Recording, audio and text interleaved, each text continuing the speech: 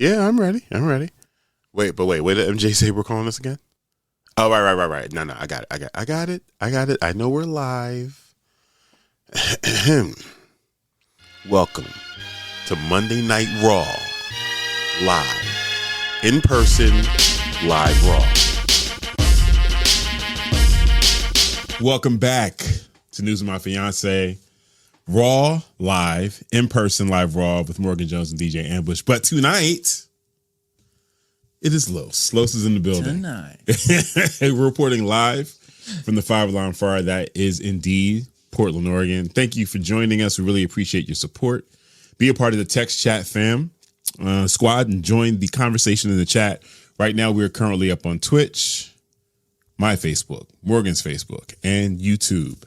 Shout out to our production team, Kyle of Residual Audio, Jess, Ross, and our remote quality controller, Michelle, for making sure the show appears, making sure the show happens every Monday. And of course, shout out to all of you for watching, listening, and staying engaged with us.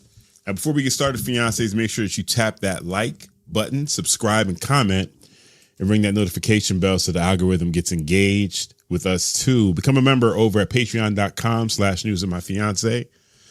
Check out everything we have going on at the website, newsmyfiance.com.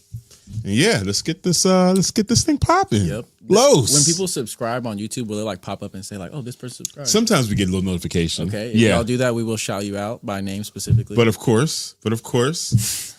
But Los, what's good, man? That's good. Anyone that has been kicking it with us. Yep. Either News of My Fiance or Unrefined Sophisticates. Los should be a very familiar face. Yep, I'm usually talking in the chat. Yeah, Los is always in the chat. Distracting. And then also, he is the third member of Unrefined Sophisticates with Morgan Jones and Ken Jones. Yep. Los is production there. But yeah, man, MJ is on vacation of sorts. Relaxing. She's relaxing. Not enough, though. Not enough, but she's getting a well-deserved relaxed time right here. So no MJ tonight, no MJ on Thursday morning. And then you guys are, get to chat back in with her next week. Yeah, we apologize for her absence. You know that, like, now that Morgan's not here, though, finally a chance for the men to speak. Oh, am I right? Women, am I right? Am I right? Come on, I know that guys. people have just been itching to hear more about what the men have to say. Yeah, so yeah. I feel like men don't get enough. That's what we don't get enough mic time. You're onto something. Like in general, in all media. She's going to like that. Where are the men? Should I clip that? Yeah, clip that. Clip that. Like, come on. Oh, man. Hilarious. Man, it's good to be here. Yeah. So things we'll be discussing tonight. Trump gets court approval to send a National Guard. Finally got that approved. Mm-hmm. Oh, yay for him, I guess. Hell yeah. Amazon cloud outage disrupts internet services worldwide because of some of the things that are happening with the CDC. The zombie apocalypse is on the way. Incoming. Lovely. And last but certainly not least, OG Santos. My guy, George Santos. Out here. Back on the block. I told y'all when he went in, there's no real way to keep him down. I said this on several episodes. Can't keep a real player down. You cannot keep him down. But, tis what it is. Man's is back on the streets. So those are the stories for tonight. And he has things to say. And he's got things to say. He's got things to say. Don't try to silence him. We're not about that. So those are the stories we're going to jump into in the second hour. But yeah, man. Los, we talk about you a lot, but I feel like this is an opportunity for the people to learn a little bit more about you. So you are not just a collaborator in all things media that we do. You're a friend of the fam, like an actual friend. And I wish Morgan was here to tell the story of how we met. Yeah, that's so crazy. It's such like a fever dream like time. Because it was so long ago. Dude, so long ago. And I met you both separately, too, in the same space. So you got to tell it. I used to work at Dutch Bros, unfortunately. Which one? The one at Lloyd Center. Yeah, the 24-hour one. Back when it was still 24 hours. Right.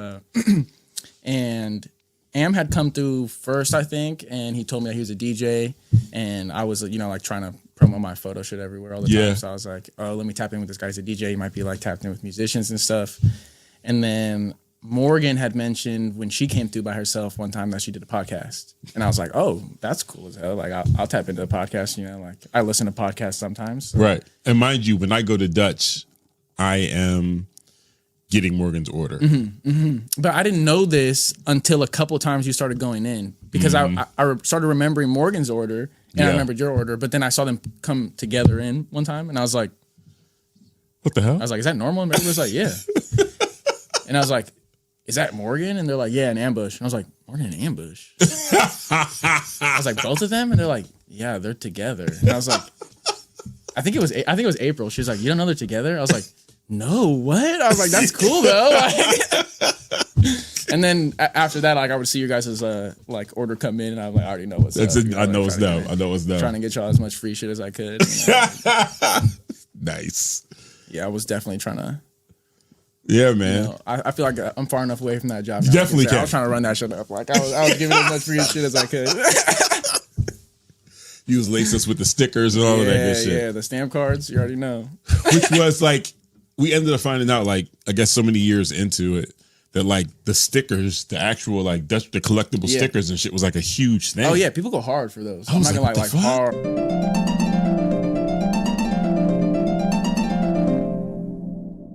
So I saw something. I don't know what it was that happened. He like said like a heartfelt message. To what I understand, he like put out a message about D'Angelo, right? About D'Angelo.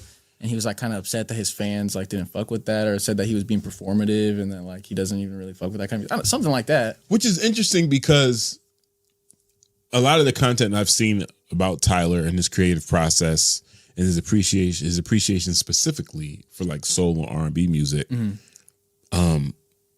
that's right up his alley. That makes complete sense. And it's like, if you are one of these hardcore Tyler fans who's been loving him for forever, you've seen the transition. I think that the discourse is more about how, as a person of color, it was a bit harder to be a fan of him in the past, and then he transitioned kind of out of that. But during that time, I think people are trying to make him understand that he built an audience of people that are not like the people that listen to D'Angelo, if that makes sense. You know, it's like where's the crossover? And it's like not something that he should be surprised about when he's like online talking about that kind of stuff. You know, like.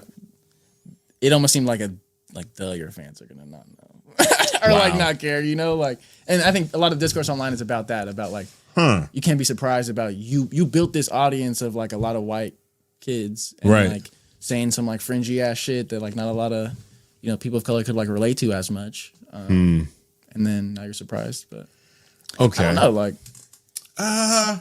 So I can definitely identify myself being in the minority in the way that just as a DJ, I'm listening to a wider range of music, right? That's valid. And also the type of DJ that I've been, for the most part, was always kind of like, I centered my musical experience in it. Whereas there are DJs that play music specifically to get the bag. Okay. So they're staying within genres and what's expected of them.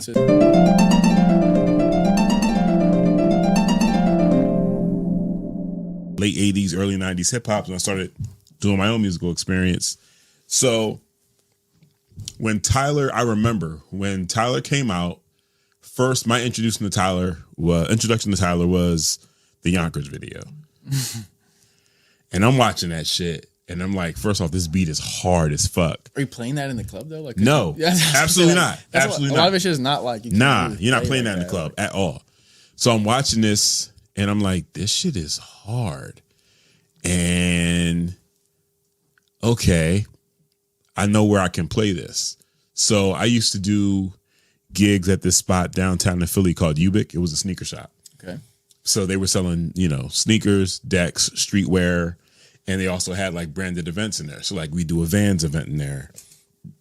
We do all types of different brand collaborations events in there. And then the person I was working with, Set Free, he would always book like acts. So it'd be nothing. I'm in there, I'm opening for Green Lantern, or I'm opening for the Clips. But the crowd is a diverse crowd. Okay. So and it's a diverse younger crowd. So that's where I'm getting Yonkers off easily. So I was like, still to me, I felt like this is cool, but I feel like overall, this is not an artist I'm supposed to be fucking with. Like, this wasn't my shit, right? Yeah. That's then I listened to Goblin. That's the album that like kind of put you on? I listened to Goblin. And I did a review on this website called Out of Print Mag. Okay. And the review was from the standpoint of, like, I was telling everyone in my age bracket, like, y'all are missing out. I know that Yonkers shit threw you off, and I know he seems like a little weirdo, but y'all are missing out on Tyler. Tyler is actually the shit. Yeah. Like, these kids are on fucking point. And I remember the editor for the website, he was like, your review of Goblin is our highest trafficked piece of content, period, ever. That's crazy. Ever. And this is around the time when they were on, were they on Jimmy Kimmel? And Most was there. And like, this shit was just like, I'm like, nah, y'all, this kid's about to they're continue to do great shit. And then I'm listening to him and I'm hearing like the homophobic shit and the really like misogynistic shit. But because I grew up listening to that 90s hip hop, it almost was like the same. He's carrying tradition, but at the same time, as we're getting older, it's like we don't really talk like that no more. Like, but how can you blame a younger artist for doing the shit we were doing when we were younger? Yeah. So I've always had a place like, I think Tyler always made sense for me, basically. I think his wave kind of missed me, honestly. Like, I think that I like kind of saw some of that music coming out, like when it was coming around, but it was a little too fringy for me, I think. Okay. And then I didn't really tap into his music again until like, what is the last one? Or not the last one, but like 2 albums ago. Call Me You Get Lost? Not before that. So you had the one that just dropped, Chromacopia, Call Me You Get Lost, Igor. Yeah, Igor was the first one where I started like listening to him again, and I was like, okay, some of this is like a vibe, but it's like it was one of those genres where I had to kind of step back and be like, people fuck with this, so like, why do people fuck with it? It's not like I fuck with it. It was just like people really like this, so I was trying to see why. Kind of like with rage music, like rage rap. Okay. I started off with that being like, okay, people like this, like why? Why? What's it? Like what's attracting them to it? Yeah. Okay. Exactly. Yeah. So for me, and especially like I said with the interviews he's been doing more recently, where he's at least I see that he's speaking more about his the things he locks into musically when he's doing production. Yeah. And just like you just feel the vibes of where he's going musically now. For sure. It's definitely more mature. I think that's what people kind of are like. They're getting upset. They're like, you matured, and like your audience didn't necessarily mature with you as much. So he's facing the same thing that Drake faced, but in reverse. In the way that we were like, we've matured, you haven't matured with us. Exactly. Yeah, that's interesting. I think that the more interesting discourse though is about like, I'm always trying to think of how I can relate to things, especially like that end up having so many people talk and give their opinions and stuff. Right. But as an artist, there is kind of like a connection and a disconnection to like your work, you put stuff out and then you don't really have a lot of control over like how people interact with it after that. Right. So I think that like seeing how much people, like what people say affects him, like how that like makes him mad or if he doesn't care about it at all, type of shit. Right. Like, I think that's the more interesting conversation to have when that happens to artists like that is like, how much are they letting this affect them? And like, how much would I let that affect me? If I was getting bombarded online from all like avenues because of whatever the case may be, but like, and that makes sense. Like I can imagine it being tough for him in the way that he's been so connected to his fan base. And from what I understand about him, he is like a person that has stated in the past, like that he's like, why would I not defend myself if I have like the opportunity to? Right. But some people will just like, don't even care about any of that. Yeah. It's like we'll keep pumping along, But or they will care and you'll just never know it. Yeah. And I just bring that up to say, like, I've seen a lot of people more recently have like the internet kind of turn on them, like discourse kind of turn on them. And it's like seeing how they respond to that, and like how much they actually care about that. And like, it's interesting. Yeah. So I'm curious to see what his reaction is going to be. I haven't been following it too close. I just saw Rap Latte podcast, which is Mr. Green and Teray, and they had 2 guests on, Curtis King, and I can't remember the 4th person. They were discussing the reaction, everyone's reaction to this backlash. And to me, it's like, is this really something? I was really going to say that. To me, it's just interesting to see what people like spark up discourse about. It's like, out of all the things we could be talking about right now, y'all are like, did you see what happened on Twitter? It's like, people are mad at Tyler for shouting out D'Angelo. It's like, okay, I don't. This shouldn't shake up. Like, I don't know. I don't want to bring this up, but like, what? Have you seen all the memes about Hassan and his dog? Piker? Yeah. No. Dude, there was like this like discourse going around about this video that like looks like he's like shocking his dog with a shock collar. The worst people online came out to just like say all this stuff and like have this huge discourse about like dog training and which collar he was using and like investigating, like bringing the brightness up in photos. And I was like why we're talking about like taking care of a dog, right? Like that's what everybody's talking about right now. Like all just so we're clear, we're spending all of our time and effort to be talking about this thing that got resolved pretty quickly if you just like do a little bit of research. But then it's like, it's just so interesting to see what people care about, bro. Like, but like if that's what you're looking for hours about it. If that's what you're looking for, 1, you're gonna find it. Yeah. 2, we know how rage bait works. Like that shit, it moves the algorithm in every way fucking possible. It really does. So yeah, that makes sense. It's fucked up, but that makes sense. It makes complete sense. Yeah, crazy. Apologies for people that are reloading. The stream has gone down a couple of times, but Jess has us back up. It seems pretty solid right now. Things are looking good. So we are not up on Facebook, but we are definitely up on YouTube. You guys want us to go over everything that you guys missed? I can start from the top. So we introduced Carlos. We talked about Taylor Swift fans. We talked about Tyler fans. Did you go to the No Kings protest? I did. I popped out for a little bit. Okay. How was it? I would say it was exactly what I thought it was going to be. Meaning? Okay, I will preface by saying, I feel like sometimes I sound like such a hater, bro. Listen. I will preface by saying expressing dissent is extremely important, especially if you believe, you got me here? especially if you believe in the way that this country is supposed to be ran, ideally, and like the way that it was founded. Yeah. And it is important for people to get out and feel like their voice is being heard at least a little bit, and to do that in different ways. And different people have different abilities and can do that in different ways. Mm-hmm. So that is good, I will say. I will also say that in my personal opinion, the environment in which we can have a revolution is not going to be safe for little kids and grandparents. You see what I'm saying? So if the majority of the people outside are little kids running around having a blast and like grandparents with signs and stuff, that's a great vibe because it makes people, have discourse or whatever. Right. But it's not like pushing the needle in any kind of way. I think specifically marching in that kind of way doesn't work in the way that it has in the past. Okay.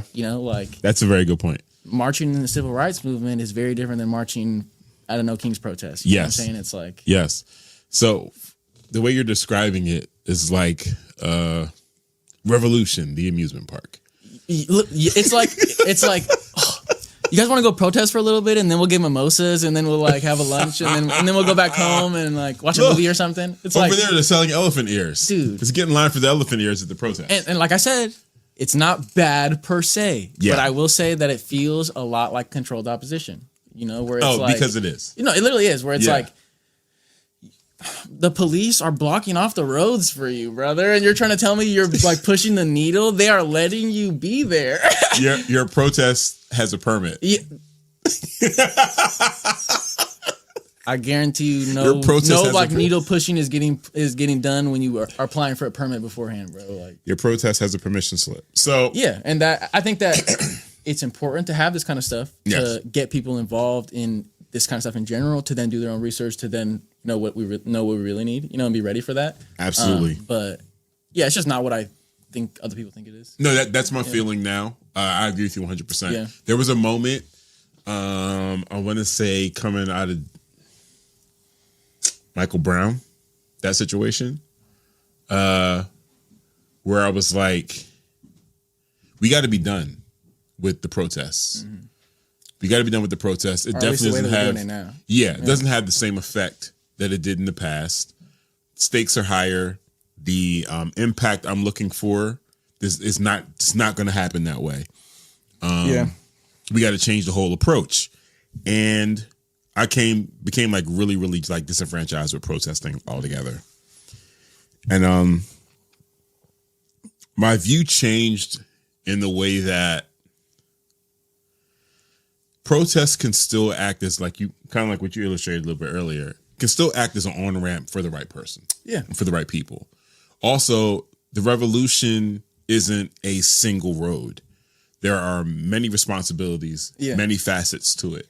And absolutely, what we saw with Luigi and who was it? Oh, the Charlie Kirk situation. So we discussed that on the show, but there was some other conversation I was having with people, offline. So for those of us who aren't confused about who and what Charlie Kirk was, him not being here anymore for us is a plus. Right. I guess be 100% about that. Like, anyone else doesn't understand that, you're in denial. You also are racist. Yeah. Period.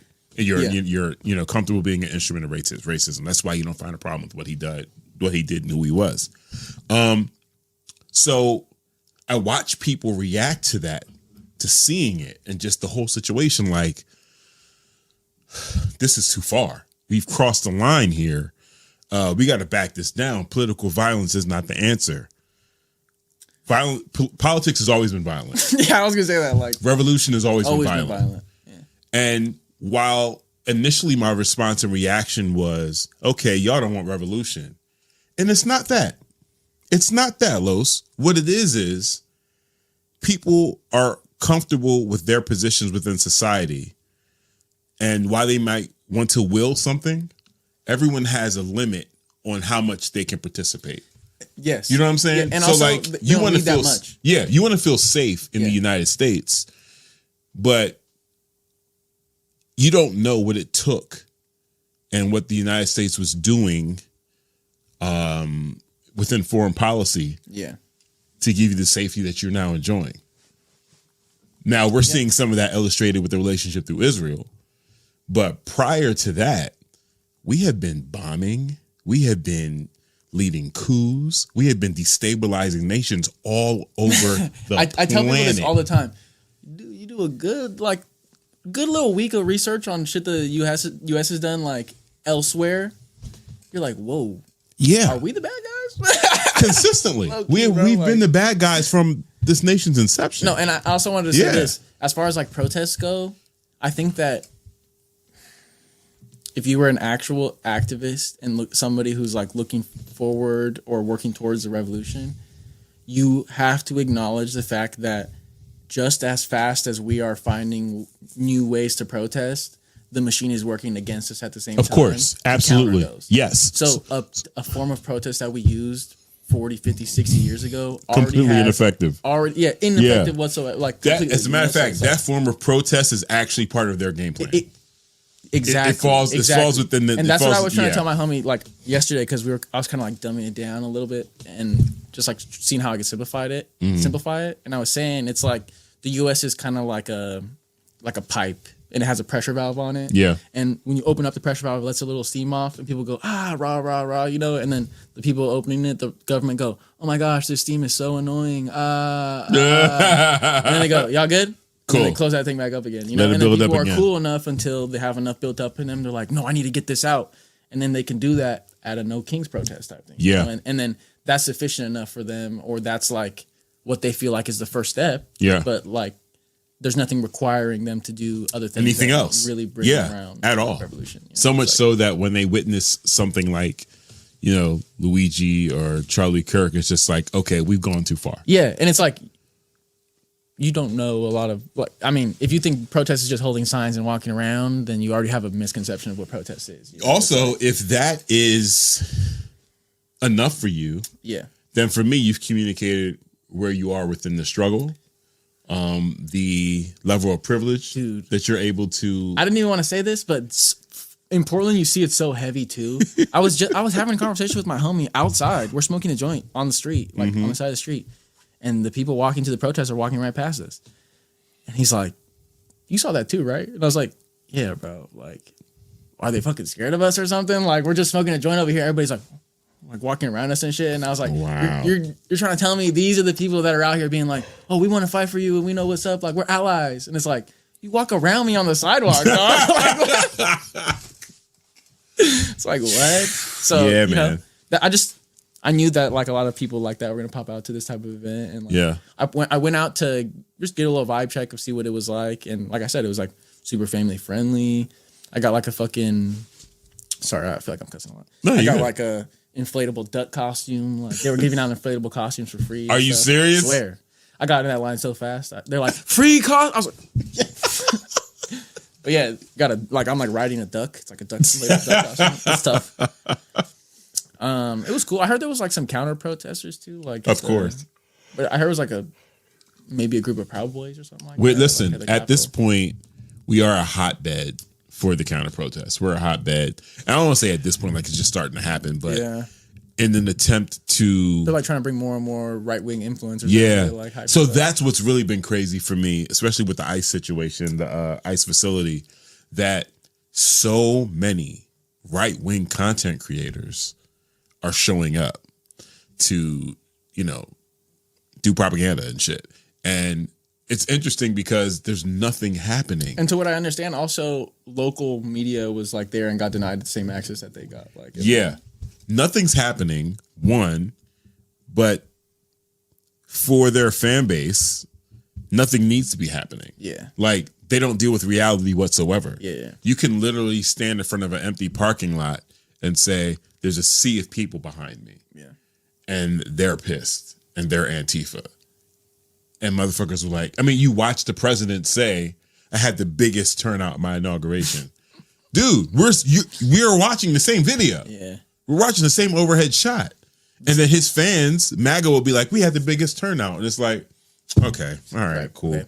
You guys definitely tried to inject bleach in your veins for COVID. So, I guess this all makes sense. Now, the situation at the ICE building is so interesting, too. Like, it honestly, it gives the same vibes almost of like the No Kings thing, where it's like, yes, you guys are here. And I always say like, yes-ish, like you're like, yes, but you're not really giving the and, I think, Like, did you see, you watch Channel 5 at all still? Oh, yeah. Okay. He's here. Do you see like how they bullied him out of the ICE building? No. Yeah, bro. Like, they chased him off of the like area. Who did? Like some protesters. They were like, "Oh, you're like a." They're talking about all that stuff that happened with Andrew and those women and stuff like that, and they were saying that Andrew was like making people feel uncomfortable. So she was like yelling at him and like just screaming hella, making a lot of noise to like make him leave and stuff. And then they like went to his production team and they were like, "You should consider the people you're working with and shit like that." And like, I had this conversation with somebody about like fixing yourself, like in rehabilitation. Mm-hmm. And I was like, I feel like restorative justice. Yeah, I feel like sometimes, I feel like as a leftist, if you can't make the space to like make people be able to restore themselves and like improve and shit like that, instead you're kind of just like bullying them out of the space and like being abrasive about it. I think that it's just like a bad way to approach it. And sometimes absolutely. I feel like a lot of the people that are championing things like anti-ICE stuff that are like out there rah-rahing every single day, it's like they're really loud and that is good and it's right. Absolutely. It's like, yes, and is what I mean. Like, yes, and how do you approach it when you see a person that you want to, have a conversation about like, hey, have you rehabilitated? How have you like taken the steps to do this type of stuff? Like, it's the extra step, that isn't necessary in the performance. Right? Exactly. And I don't know how much of it at the ICE building is a performance and how much of it is true leftist people trying to bring about like change in our society. I think because of the nature of the way the protest has evolved. Yeah. That someone referred to it as like a frivolity in protesting. Initially, my immediate reaction to seeing the inflatables down there was like, okay, this is smart. Because initially I was like, no one should go the fuck down there. Yeah. No one should. Because they wanted to make it look terrible. Right. They want to start agitation, and they can't tear gas an empty street and get the stories and get, and be able to ramp things up the way they want to. But then when they started going down there, they said in some of the early days of the protest, there were right-wing agitators dressed as Antifa and all black. They outed those people very early. Yeah. Right. Yeah, and then not too long after that, then it was, okay, now we're out here in costumes. And it was like, oh shit, that's hilarious. Yeah. So you made an entire joke with the situation, which I thought was really smart. I think now though, because that received like international spotlight, now people, the fact that you can go to the protest and get a costume is crazy. You know what I'm saying? That's where we are now. And that's what I'm saying. It's like so mixed feelings about it. It's like, yes, but like, is it enough almost? Like it's kind of devolved on some real shit. It's less effective as it serves one purpose of, making sure the narrative doesn't just get pushed in one direction solely. Yeah. And being controlled by the right. I think it's diluted whatever could have happened. And again, like, how much can actually happen? Are we talking about storming the ICE building? No one's having that conversation. Right. That's not what we plan on doing. So, whatever you guys are doing down there, let that be at. Cool. Okay, I read a book. I forget what it's called, but I think it's by a guy named Micah White. Okay. And he talks about in a section of it, he talks about how a revolution either happens over 100 years or within 28 days. Yeah. And I think that obviously this form of what we're doing in front of the ICE building is not going to bring about the revolution or anything like that. Mm-hmm. So I think that our more important task is to be dealing with things that are going to push us over the next 100 years to be okay with revolution. Having conversations, being normal with people like around you, and having normal ass conversations about why shit is wrong and like that kind of stuff. I think that is like the more important. I think also people need to start having like serious conversations about what all this means, like forecasting, projections, and like you said, in a normal way too. In a normal way. That's what I'm saying. If you're too abrasive about it, nobody's ever gonna fucking listen to you. One, yeah, and you're gonna sound like the boy cries wolf. And also, it's like, let's keep it a buck. There's like a lot of words you have to learn specifically for this, like information, concepts. Like not everybody's motivated to learn that kind of stuff. But being a person in regular day life that's like facilitating those relationships, those conversations with your friends, I think is like what's important. When you are, I feel like when you're aware of what's happening now and having the imagination to envision what this could lead to in the future, you run the risk of sounding like an alarmist a lot. And I'm just like, Morgan has sent me a post a couple of days ago when I was gone, and she was like, oh shit, people are really starting to take what you were saying like seriously, like they've reached the point of what you're talking about, and now this is part of the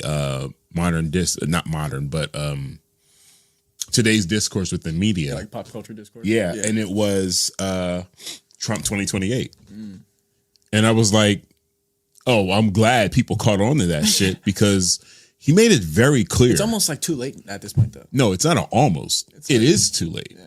I said people's relationship with the Constitution is what's handcuffing us.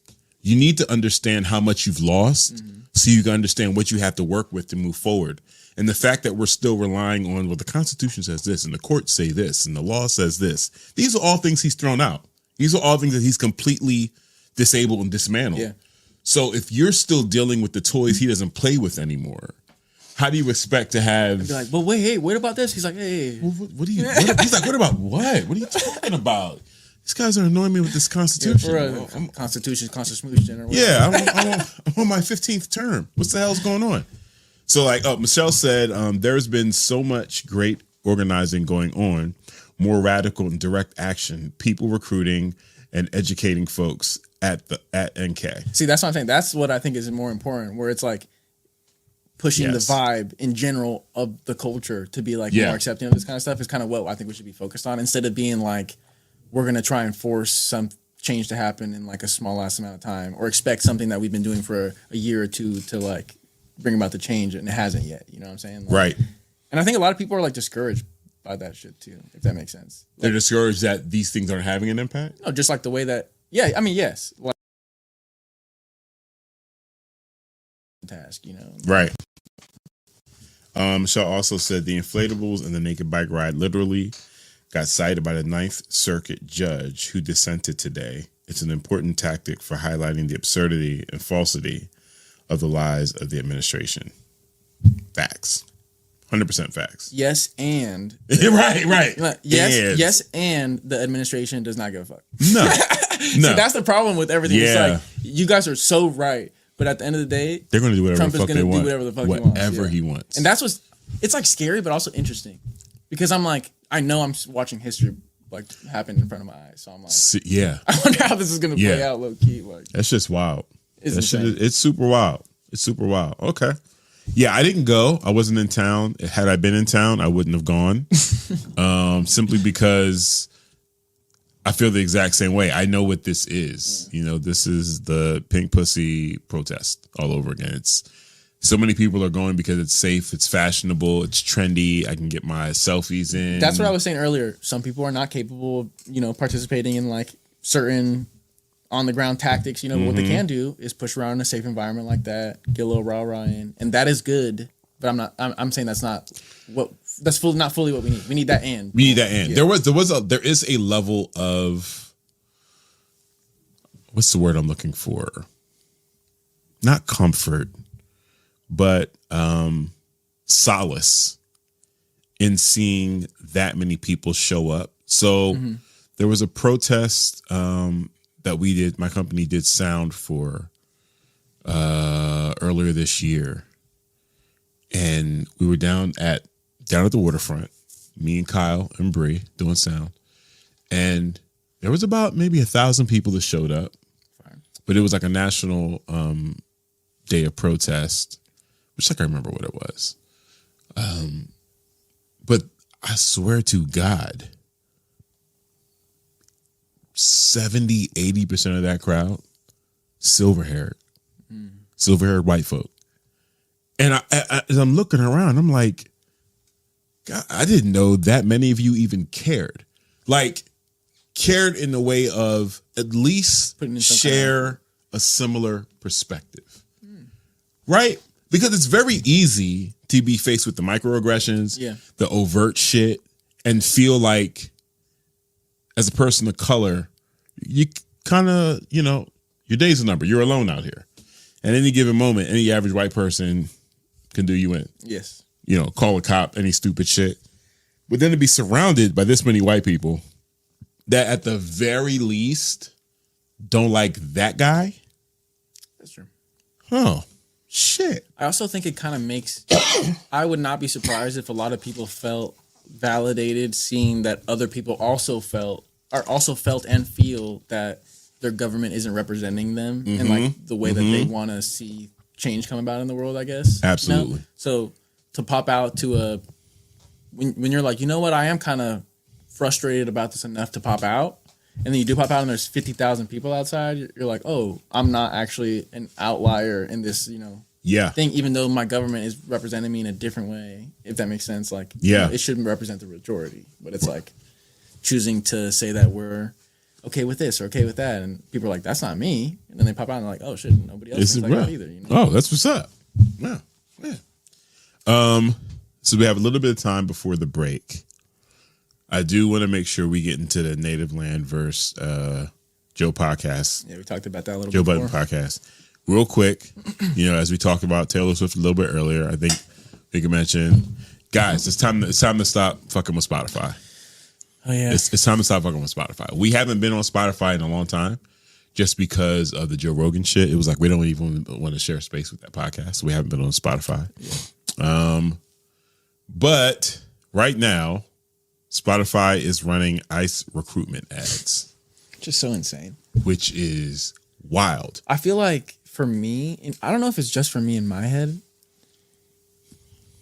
for my entire life, and I think for a lot of people's lives that are alive right now, the worst thing you could think of is a specific group of people from a military group you may know of, you know? Yeah. And it's like, oh, you think I'm a bad person? Well, relax. I'm not a, you know? What, Nazi? Yeah. And it's like, it's like now, I would not, like 20 years from now, I would not be surprised if somebody's like, whoa, chill, I'm not a fucking ICE agent. Like, relax. Right. You know, like, that's the caliber that they're like putting themselves into, bro. It's like, you're voluntarily signing up to be one of the like people that a lot of people are going to think are fucking terrible people for history, bro. Like, in the history books, they're going to be like, yeah, these were the worst kind of people. They fucking went to go round everybody up. Like, that's what you're signing up for.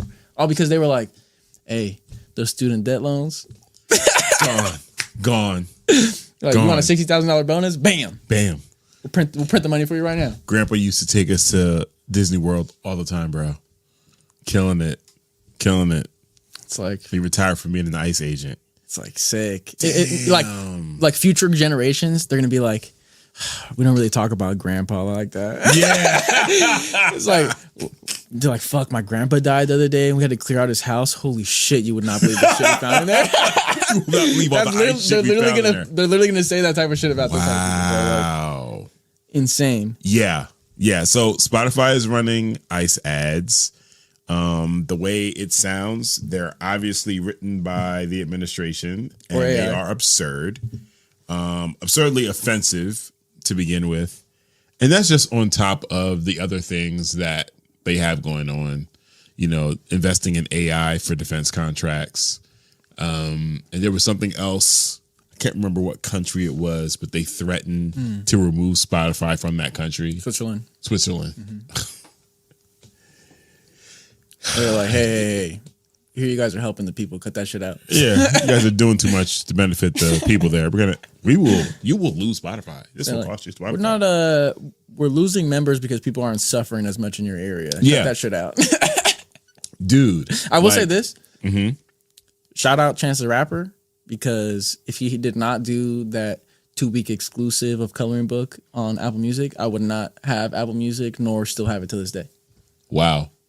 So I feel like they're just a little bit too young for Chance, I guess. Like, they're just asking him questions, and I was like, they're not asking the right questions? He said, you ever heard Sunday Candy? And they said, no.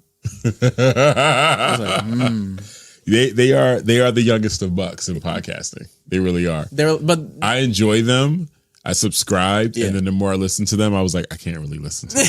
They're funny though. They're hilarious, and they're great in clips. Yeah. But a whole podcast of them all fighting to talk over each other. Yeah, I think that comes with practice though, probably. Like once they get it locked in though. Definitely. But it's too much screaming over each other right now. For me. But like for the people that works for, absolutely check them out, because they're dope as hell. And they like cover topics I think I would like hearing about. Hell yeah. For sure. Absolutely. Okay. So depending where you are in your algorithm, this may or may not have come across your social medias, but only parts of it came across mine. Yeah. Mark Lamont Hill has been on the Joe Budden podcast for a while now. Mel is no longer there, and Mona has replaced her. But last week, Mark and one of the other co-hosts, Flip, got into it. A very heated exchange. And it seemed like part of the reason for that exchange was Flip feeling like Mark is always trying to talk down to them. And, he's this intellectual that's constantly trying to using confusing words or whatever. Tricky words. Yeah, he said. Yeah. And Mark was like, I don't use tricky words. They're just tricky to you. Yeah. Which is so crazy. Like, I would crash out just over that too, bro. Like, so it turned into a screaming match. Somebody is not relaxing. Yeah. It turned into a screaming match. MJ's in there? Yeah. It turned into a screaming match, and it looked like it was going to get physical. Yeah, because Flip stood up, and I remember what stuck out to me in that interaction was Mark saying, "Why are you standing?"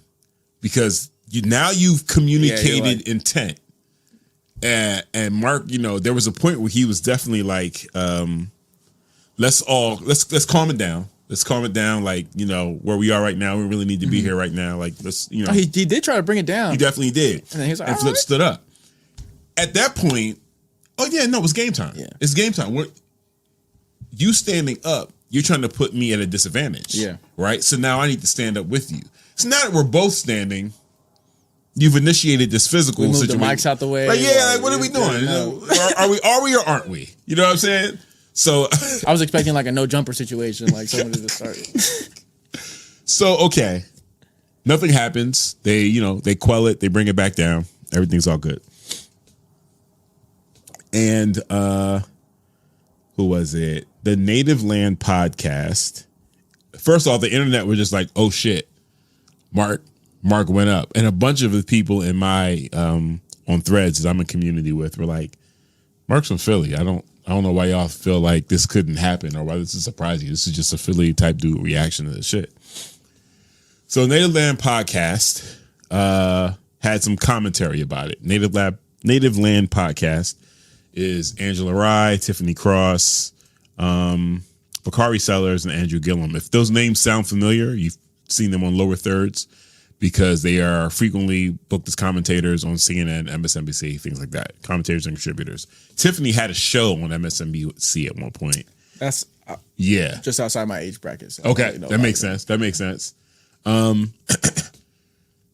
And before I saw what they were saying about it, I came across a clip of Joe reacting to what they said about it. And Joe was basically like, y'all sitting here talking about Mark doesn't belong on this show. He's too intelligent to be, having conversations with us. So insane. Like, yeah. And he's like, first off, Mark got fired from CNN for being misunderstood from the point he was making about Palestine. Yeah, and he said being too early on the Palestine view, because I feel like that point of view now people would be like, yeah, type shit, right, revolutionary type shit. Yeah. And he was like, thank God there was a black media organization around to pick him up. And if you guys felt so strongly about your brother, why didn't you make space for him? Why didn't you, but now he's over here with us and y'all saying he's too good to be in community and conversation with us. So I was like, okay, this is fire. This is a fire reaction from Joe. I seldomly ever agree with Joe Budden on anything. And how many of these people on the podcast are also people of color?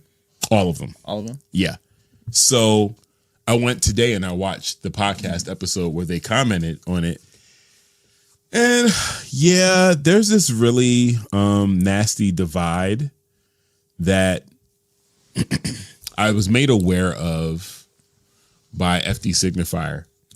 And he was talking about how, black and brown essayists kind of put themselves in this place online where we're talking about the issues that involve the entire black community, affect the entire black community. But our audience is either predominantly white or other black folk that are aware of the situation and listen to us. So there is that reassurance and camaraderie from other people of color. Like, yeah, I think the same thing too. I like listening to this guy. But that doesn't necessarily create any direct action. Right. You know what I'm saying? So he was saying, like, we have to find a way, whether it's change the 4 or 5 syllable words that we're using when we're having these conversations, or be in community and be in conversation with people that are younger and also maybe aren't necessarily as, educated, college educated as we are. Yeah. They don't have all the degrees and shit, because these problems, they involve all of us, especially within the black community. They cross socioeconomic situations, barriers.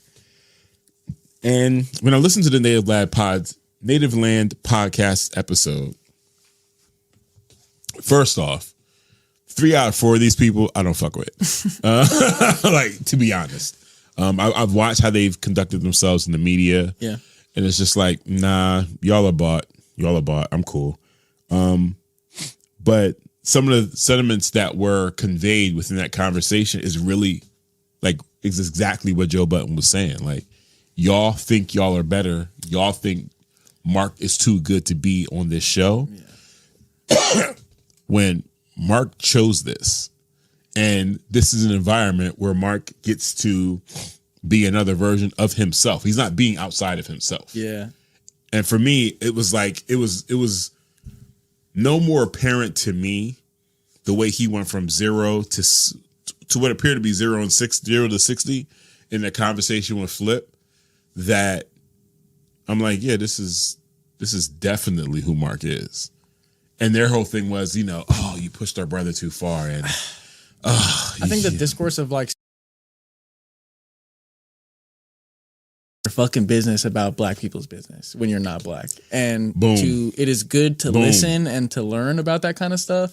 But like who are you to say anything about the way that is run or who does what or anything, that kind of stuff. Right. So what I will say is that I would point to FD and like all his work, or even work that you and Morgan have done, to talk about the complexities of what I'm going to talk about, like in the black community. But what I can say specifically that I think I can relate to as a Latino, and that I've related to from that, is that motherfuckers cannot wait to be the rich white man. And I say this all the time.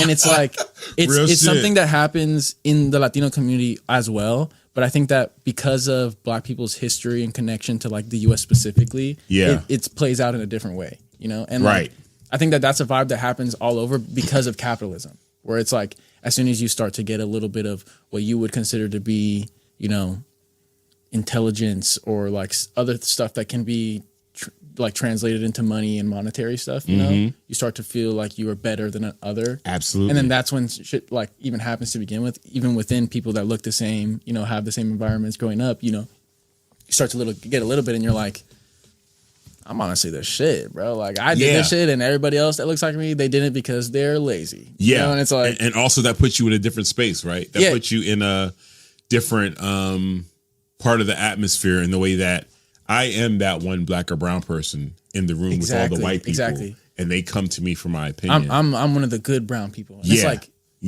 I'm one of the value. You are a good person. Yes, you are a valuable person. Yes, but like as soon as you say one of the good ones, you're separating because there are bad ones. You know what I'm saying? And it's like, I think that I end up seeing that vibe a lot, if that makes sense. You know, like Shout out to C's. He said intelligence or perceived intelligence is intimidating to some. And that's for sure. That's for sure. Like, even Flip being like, you know, you're always trying to like say slick shit, which in retrospect, Mark be saying slick shit a lot. Mark be saying slick shit a lot. But it wasn't so much about him saying slick shit because they all say slick shit. Yeah. It was very clear that he felt like Mark was either talking above his understanding. I'm trying to big bro him. You know what I'm saying? Because he's like, you know, he used just him saying you using tricky words. Yeah. Fam, alluding is not a tricky word. And if it is, this is you exposing an insecurity that you have around your level of intelligence. And that's something that you got to deal with. Yeah. Like, let that shit ride. Like, you spend some more other time and to yourself and read some books or whatever. You know what I mean? Yeah. I feel like most shit can be boiled down to like either lack of information or lack of ability to like accept certain information. Right. You know? So like, I don't know. I try to be understanding, but I get where that comes from, you know? Yeah. Just in general. But as far as, I think that this concept is so complex specifically because of like the history that like the black community has with the US or whatever. And like, absolutely. As, like the othering within the own community, you know, it's like so heightened. I'm not sure why, or like what it is that motivates people to, as soon as they get a little bit of, not even just money, but like power and like other fields, like on a podcast or something like that. Yeah. They're quick to point down other people. Just people in general, but also people that look like you is crazy. Like, certainly. I mean, the proximity to any level of power, whether it's, you know, because power is like hierarchical. Exactly. And if you're up here, then somebody has to be below. You don't get up there without having to oppress or beat down or, you know, vilify someone else. But that's a lot of internal work that needs to happen. You know what I'm saying? I remember just over the last couple of years, with some of the impact I was able to have in the nonprofit space, right? I think a lot of that and why some of our relationships are still as solid as they are is because I never came into any of the situations or any of those dynamics like I'm better than anybody. It's always been, for me, how can I serve? In what way can I hook up your situation? What can I do to make this a little bit better? And not even so much better for both of us, but like, I got some shit over here. that it wouldn't kill me for me to give you access to this shit. Right. Come through. You know what I'm saying? Like it's always been that, because in my mind, for me, it was like, if we're all doing better, then we're all doing better. And if I could alleviate stress or whatever, you know what I'm saying? I think a lot of what Mark says on the show is par for the course in the way that everybody is taking shots. Everyone's doing the dozens. I think the issue is when you're outclassed, when someone's that much better than you at it. Yeah. Now it's like, oh, I got a problem with the way you talking to me. And that's what I'm saying. We all talking crazy last time I checked. Yeah, as a man, I would say specifically grown up in, whatever specific environment, you like result to certain things as like a backup when you're getting out intelligence. Yes. Or out like somebody smarter than you. Yeah. You know? And those things also happen to be fucked up mean shit, where it's like, I make more money than you, or I get more women than you, or like that kind of stuff, Yeah. I think that it just seemed like that was what was going on, but his response wasn't to clap back with something else. It was like, oh, I'm going to get loud and potentially violent, Right. Yeah. Definitely killed the vibes. It like did. People were scared in the room and shit too. I was like, whoa. Shout out to AJ. She said, I'm so late. Thought y'all were still on break. Here's the thing, AJ. Do not worry about being late. We were having some technical issues earlier. AJ, you're actually right on time. We can start from the beginning. From the top. We're running all over. We're right at the top. Okay. We're going to head into a break. We're going to take a 10-minute break. We are going to do a full hour after the break, you know what I'm saying, to go through some of these stories. And again, to compensate for some of the technical issues we're having. Yep. But everything seems a lot more steady now than it was before. So fingers crossed, So you're not late, you're on time. You're on time, actually, AJ. You're on time for the break. Cool. We will catch you guys in 10 minutes. All right. Okay.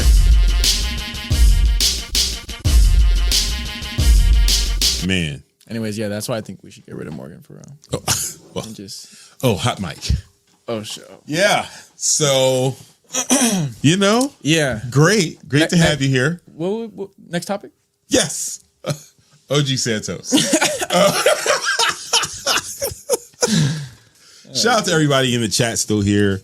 Chat? Again, really appreciate you guys sticking around for the technical difficulties.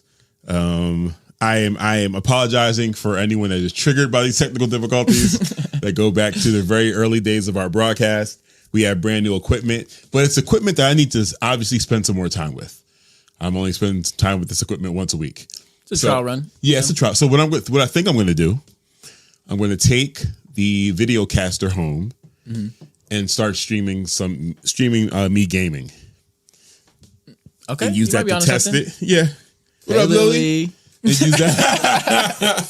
And use that to test it, and see what I can figure out and see, what's happening. All right. I'll tap into the stream. Michelle said, never test our loyalty to Morgan. And you know what? Michelle, I appreciate that. That's valid. Because we all know who runs the show. We all know. She's texting us from wherever she's at right now, running the show right now. There have been many times when Morgan has been absent, whether it's migraine induced or not. And I've had people fill in, or I had to work solo on either the morning show or the Thursday morning show or the Monday night show. And there is always a significant difference in audience participation. So, yeah. Ooh, AJ, that's a great idea. Can I pull up to that? Hell yeah. We do some cooking with Am shit? Okay. All right. You know cooking what? With Am. This is what I'm talking cooking about. AJ with the production meetings. Yes. So I'm taking the video caster home. Taking the video caster home. I'm going to, figure out getting the PS5 through it. Okay. I normally would test it. Maybe I should. What games are you playing? Currently, I am playing Shadow of Mordor. I'm going back to finish that. I've just finished Ghost of Tsushima a couple of months ago. I think I'm gonna wait to get Ghost of Yote. And there was something. Yeah, and I think when I was kicking it with my nephews, one of them just started God of War Ragnarok, great game, which I've had for a while. I think I might jump on that real quick too. Fire. But I mean, what ends up happening? I got you on Atari joystick style. What ends up happening is I don't game a lot. Mm-hmm. So when I do have those periods, like I'm gaming a little bit every day, and then I don't play in a while, I forget all the controls and shit, and that muscle memory is gone, and it's like, I'm just gonna restart the game. You got to try like a newer game, like Marvel Rivals or something like that. I don't like to play games where there's other people. I don't. Right. I'm not. It tells me about your skill level. Yeah, no. For sure, which I think will make a very interesting stream. People watching me walk off of cliffs and shit like that. Fair. And I was dealing with stick drift for a little while too. So I went back to PS4, which I had no issue with my stick drift there. But then I just bought the PS5 controller. Okay, but later for that. But yes. I'm gonna do some more streaming, and I'll probably do that on my Twitch. I'll probably do it on my Twitch. I guess do some DJ shit from there too. Either way, we're gonna test this equipment and get this figured out. I feel like DJ shit would be fun. Yeah. But shout out to Jess, always, the man behind the scene, working it out in Slack. Shout out to Michelle. You know what I'm saying? Y'all be seeing her in the chat, but Michelle's also in the Slack, and she's letting us know what's happening real time. In the Slack and the chat. In the Slack and the chat. You know what I'm saying? So don't think there's anywhere Michelle's not on you, figuring it out. Do you ever get nervous nowadays, like just saying things? Like what? Just like in general, I feel like when I put things out on audio file, it's like, oh, the government knows I said that now. So it's funny that you said that because... By the way, we love Israel. Just in case somebody's going through here. All right. Somebody cracked the joke 2 weeks ago when we were down and it was doing this foolishness. Somebody on Facebook was like, you guys have been raptured. And then someone else was like, yeah, the government is shutting y'all down. That's what's happening. The government is just continuously yanking your feed down. They said, oh, we know what's going on here. And that popped in my head during the break. Like, yo, what's really funny is that actually could be happening. Yeah. Primarily because the access that they now have, not just the access that they now have. Dude, they've always had access, right? It's a desire and intent of this current administration. What they're looking for right now, yeah. So it's like, ooh. Me and my friend be making jokes about that though. Like he like used to work for the army, and we'll like talk about the current state of the world or whatever, about politics, specifically about Israel, and he'll be like, all right, hold on. Yeah, we love Israel so much, and he'll put his phone away. He'll be like, anyways.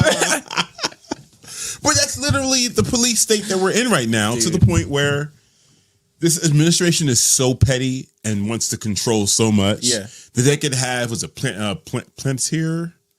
Yeah, Palantir, or many of the other agencies they're working with. Like, hey, could you set up an algorithm that polices different people's live streams, and if it hears a certain word, it drops them? We just want to see. We just want to test that out. Just try it out.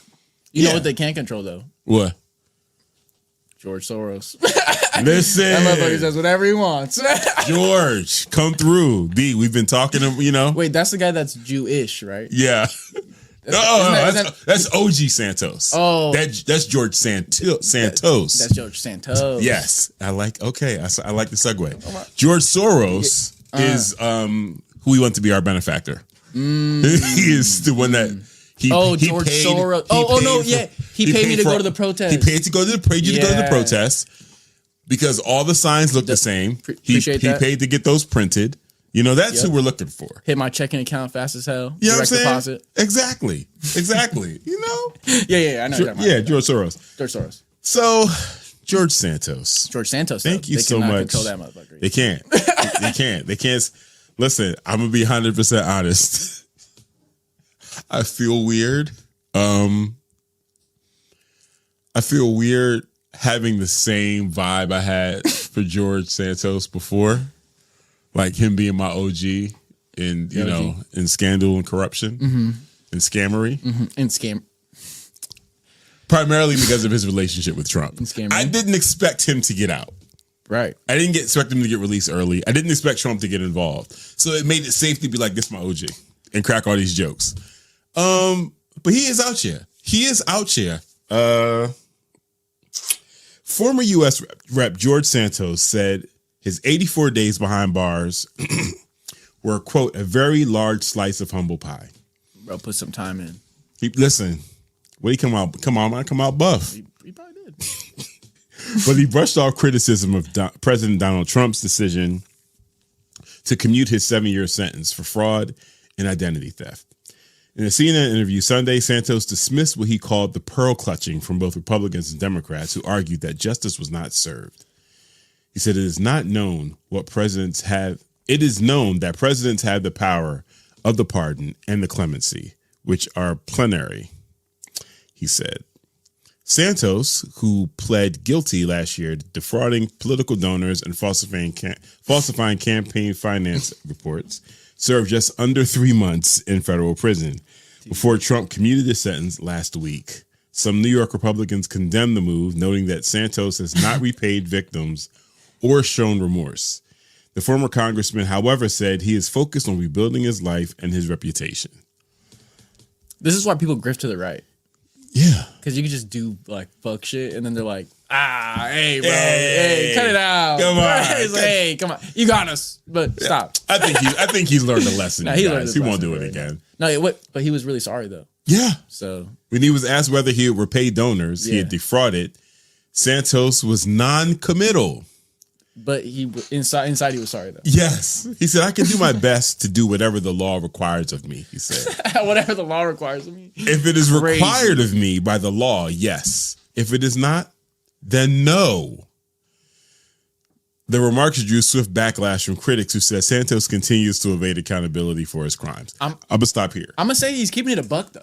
This is what I'm saying. Because he's like, everybody else gets one over on y'all anyways. Like, why can't I just like also do that? Like, this is what gives him original gangster status.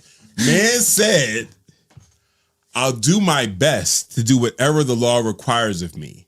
If it is required of me by the law, yes. If it is not, then no. Then no. I'm not going to. They said, are you going to be a good person? And he turned to his lawyer. He's like, I got to do that? Is it required? Do I really got to do that shit? I don't think so. Nah, bro. Nah. No. Where are we at? No. The remarks drew swift backlash, yes. Still, Santos insisted that his time in prison gave him new insight into the justice system, calling it a broken institution that fuels rather than prevents repeat offenses. Prison is not rehabilitating anybody, he said. Dude. I told this to the president. I'd love to be involved with prison reform. Dude. In a real human way.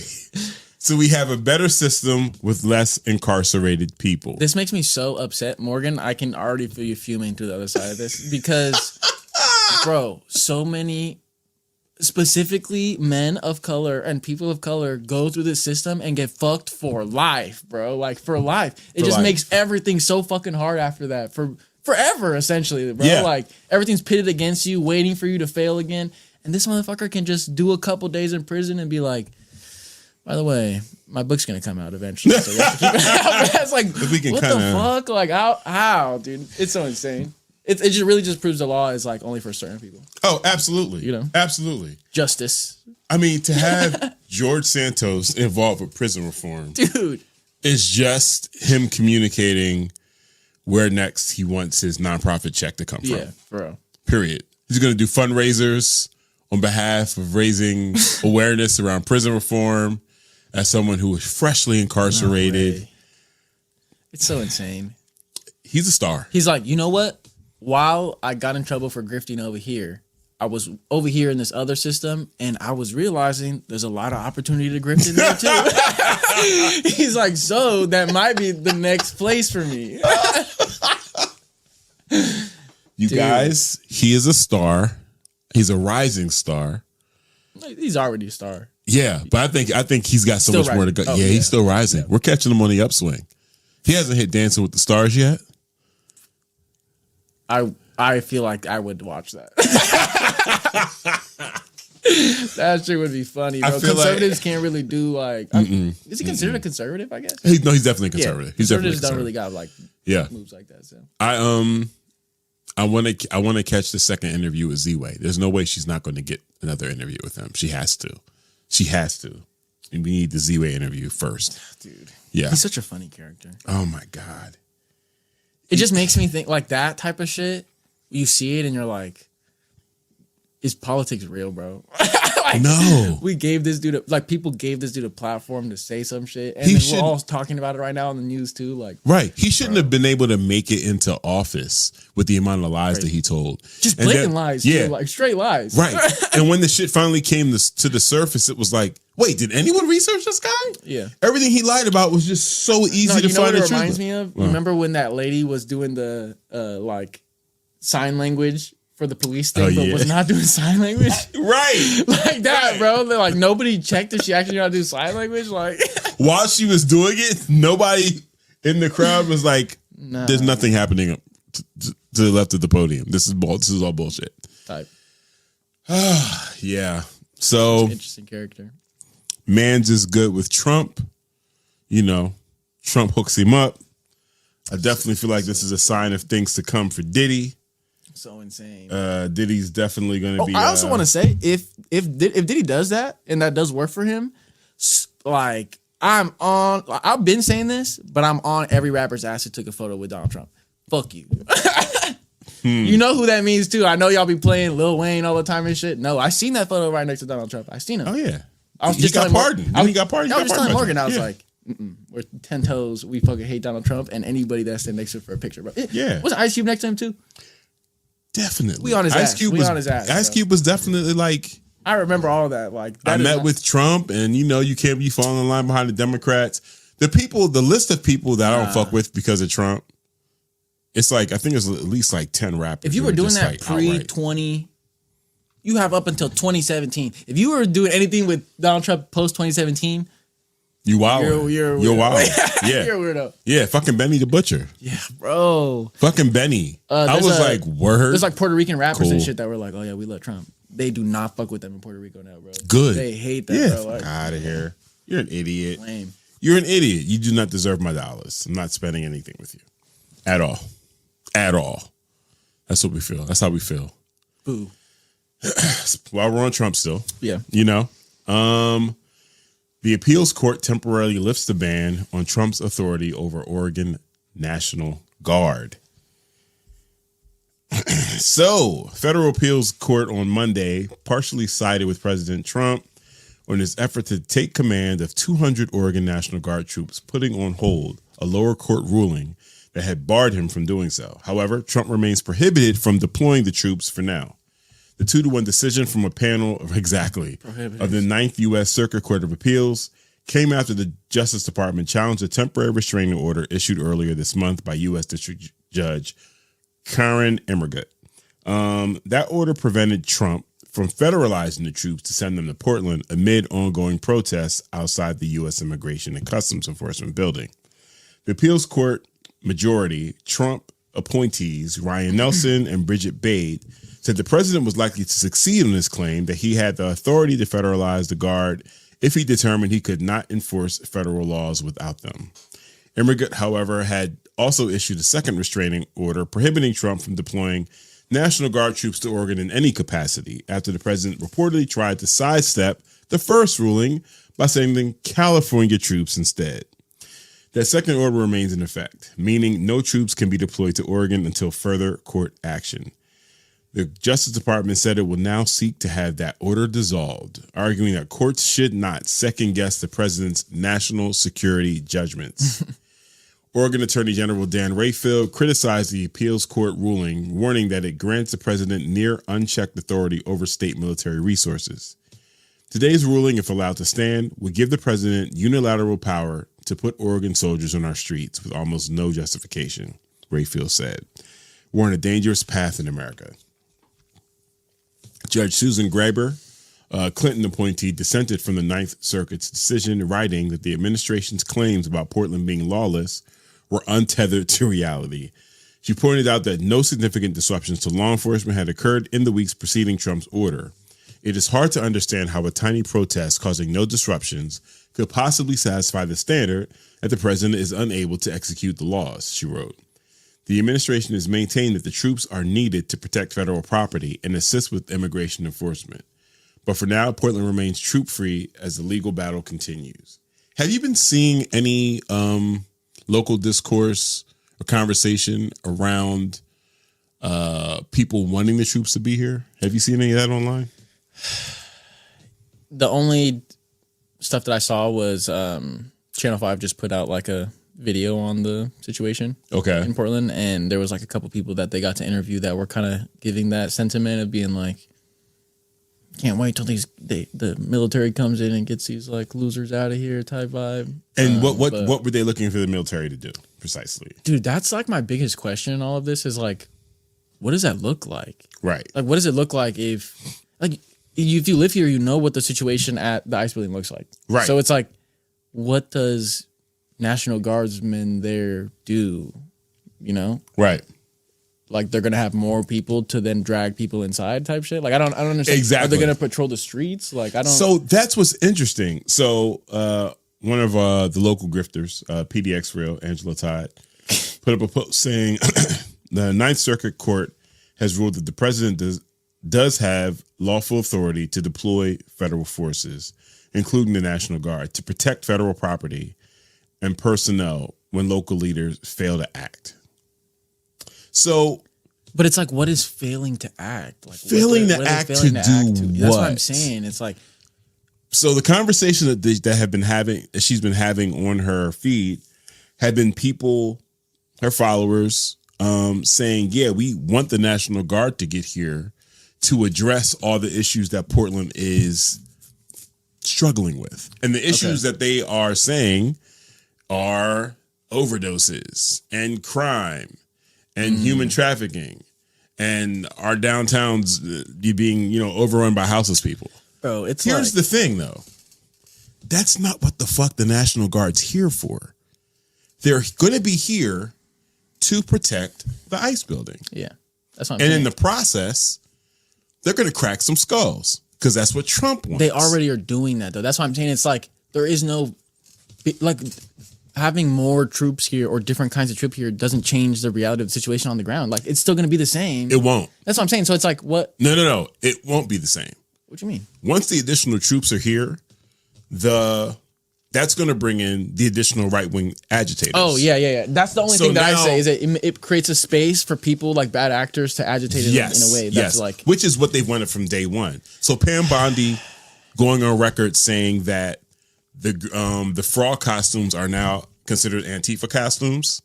That was purposeful because they've already identified Antifa as a terrorist group. Yeah, but Antifa is not an organized Again, here you go with your reality shit. Yeah. And I'm just telling you what the administration said. I will say this. But yeah. I will say this. Outside of the news with my fiance, this is a Carlos Cortez opinion only. This opinion will not reflect the views of News My Fiance. If you are profiting off of making Portland look bad and making... Kevin Dahlgren. I guess. Yeah. If you're profiting off that and you are like making it so that resources are getting put into the dumbest shit, like getting this type of shit to come to our city instead of like other resources that could actually change your material reality also, fuck you. That is all. All right, put me back on camera. I fully endorse this message. I fully endorse this message. It's just like you're fucking shit up for yourself too. It's like what I don't understand why you would not want your own environment to also improve. So here's the fucked up part, right? The majority of the people that benefit or try to benefit off of all of the negative, don't even stay out here. They don't fucking live here, and now they're attracting more right wing influencers who are catching flights to get here to make shit even worse. But that's another thing that I noticed in the Channel 5 coverage is that there were people there being like, plug. There were people being like, this is not what I thought it was going to be. Right. Like right-wing people being like, yo, they just took my homie. Like we came here to bully you guys and they took my boy, you know? Like, and he's like, he wasn't doing anything. They're like, that's the point we're trying to make here, guys. Yeah. Yeah. I just think it's so interesting because it's like there is a truth to the fact that there are certain problems, especially in a major city. So it's like, if you want to talk about those things, we can talk about them in a way that's going to like bring the proper discourse around and like be like, what's the solution to this? That kind of stuff, you know? Right. But just focusing on things being bad because they're bad is like so lame to me. And yeah, I don't know. I just think it's an interesting way to like make money and to like profit off of. Oh, 100%. Insane. Michelle says National Guard legally would not be patrolling the streets, but they will be deployed to protect federal property and agents. So really, most likely, it'll look like LA. But that's what I'm saying. Like, what does it's fucking one block, like where the building is at. And on some real shit. It's like, bro, what? The type of opposition that ICE agents face in the street in the process of doing their job, it's not like in other cities. They're not out here fighting the ICE agents. Yeah. What's happening in Portland is people are driving behind the ICE agents and honking their horn and alerting people that this is an ICE agent in front of us. But what happens is you bring in the military, you bring in more forces. These people are primed. They are ready. They're on their Call of Duty shit. So they're going to create situations. Yeah, absolutely. Like period. agitate for sure. Yeah, they're going to agitate that shit. Nah, I saw what Homeland Security was saying about those kids. Like that TikTok, you saw that? No. Dude, a couple like of teenagers, like there's a TikTok going around. I don't know. I saw something about it, how maybe the footage was like from an older TikTok that they re-put another text over, but the text said like, oh yeah, when we hear that like the cartel has like money to give out to people that take out ICE agents or whatever. I did see that. And then the like Homeland Security was like literally targeting them shit. Yeah, dude, I do remember that. I do remember that. Like, we literally live in a world where that type of shit is normal, bro. Yeah, not only with that type of shit is normal, but also the administration is participating in digital propaganda, right? Dude. And stoking things. So I'm sure you saw that that meme that Trump posted where he's like a fighter pilot or some shit, dropping shit on people. Dude, what the fuck? That's actually our president, bro. Like, this is our president. What a fucking fever dream we're in. Sorry, I'm just what a fever dream we're in, bro. Like, oh my goodness. Repeat. What a fucking fever dream. Like, sometimes I'm like watching stuff happen and I'm like, I honestly would see the craziest shit happening. Like, it's just like, yeah, pipe. Yeah, that makes sense for our current timeline. Where are we on 617? 616? Like, where are we at? Are we at 616 or the 838? Where are we on right the 838? That makes sense. You know, type shit. Like, no, real shit, bro. Nothing surprises me. It's so Nothing crazy. surprises That's what I was me. saying earlier about like watching history. You know, where I'm like, some stuff is surprising me, but it's like scary. But more than scary, it's like, oh shit! Like, I don't think I've ever seen this before. Right. So, you know? I mean, and part of it too is what media has been able, and then I'm talking like, you know, Hollywood, where they've been able to give us as entertainment. In some ways, it kind of dulls the impact of watching this shit happen in real life. So having people show up to protest dressed as maidens from Handmaid's Tale, it's like, oh man, you really get it. But if you really get it, just give me a camera. If you really get it, wouldn't you be moving to Canada right now? Oh my God, wait, I have something I want to talk about. I was having, okay, you can give us a big camera. Wide angle. Production. Okay. I was at the coffee shop, which I go to every morning. Shout out Dead Stock Coffee. Okay. Some people came in. The homies. And they go, oh yeah, like, blah, blah, blah. We have this connection to Dead Stock or whatever. We haven't been here in a while. We just wanted to come by because we're fleeing America today.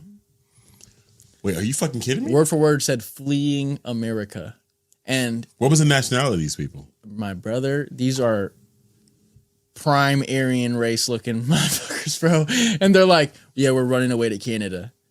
They said fleeing specifically. Right. And I was like, dude.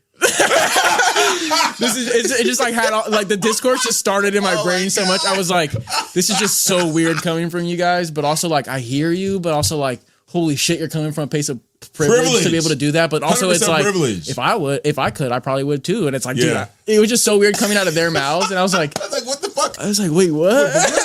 What are you fleeing? Yeah, I was like, even if shit went to the worst of worst, I'm pretty sure y'all are safe. I was like, y'all are good, I think. I feel like y'all might could work out. Yeah, but they were like, we're up and out of here because you know why. And I was like, damn. I was like, you're like, yeah, I do know why. I know why. And very interesting if you ought to say it like that, just to phrase it like, oh, we're fleeing for our lives type shit. Holy shit.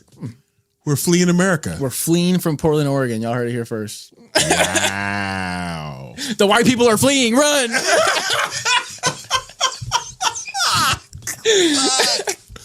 So like real shit though. Like, I see like situations like this playing out, right?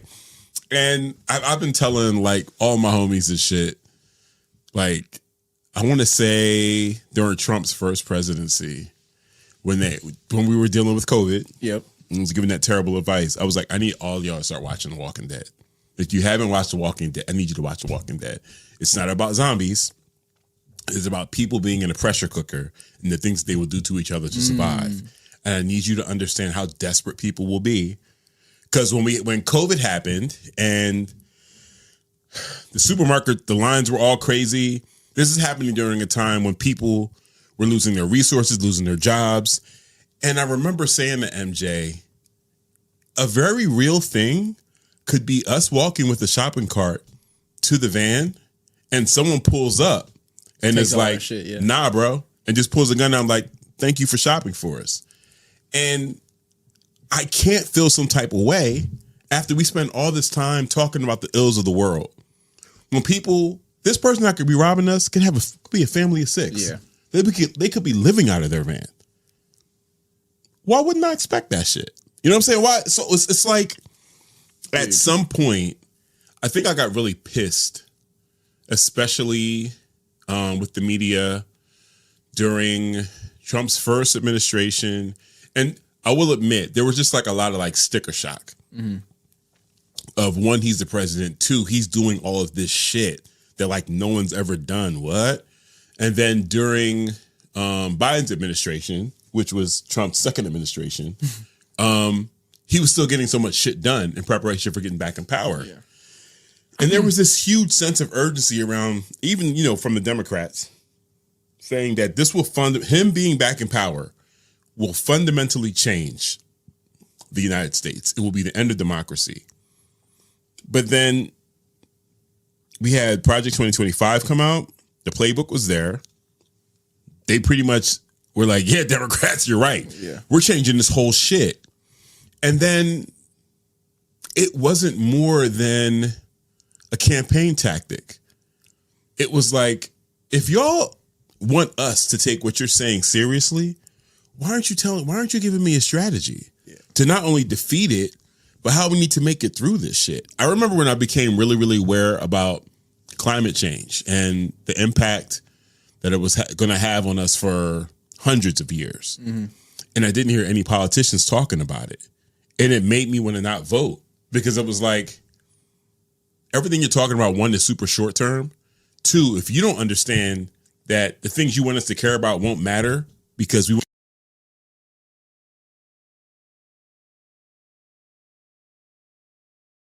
the window of us being able to make any change is slowly closing.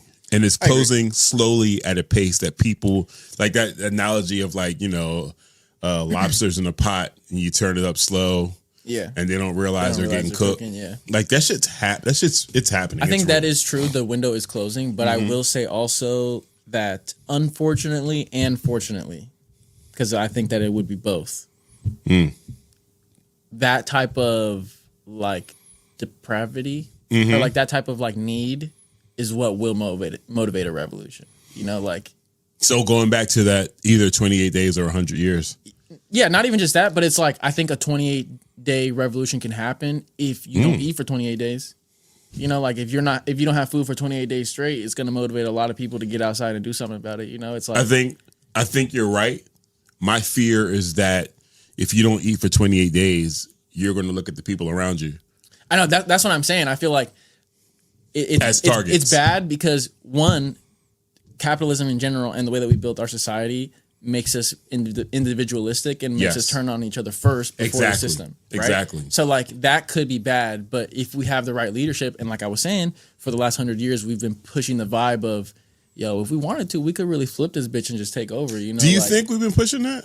I don't think we have enough. Yeah. I don't think we have, like we were just talking about earlier, in a normal way. That was always like a fringe ass topic or like a fringe ass point of view. And it's like when you have normal people that are, your coworkers at work and shit like that telling you shit like, have you ever thought about like what it would look like to have a revolution in our country? Like shit like that, that's when shit becomes a little bit more normalized. And then when we come into that area where we're like, yo, shit is really bad, you know, then I think more people could be like, hey, I remember we talked about this revolution shit. Like, maybe we pull something like that off, you know? But I don't think that the current situation, even though it is bad, is enough to motivate people to join together and bypass all this other shit that divides them. Nah, I'm with you on that. I don't see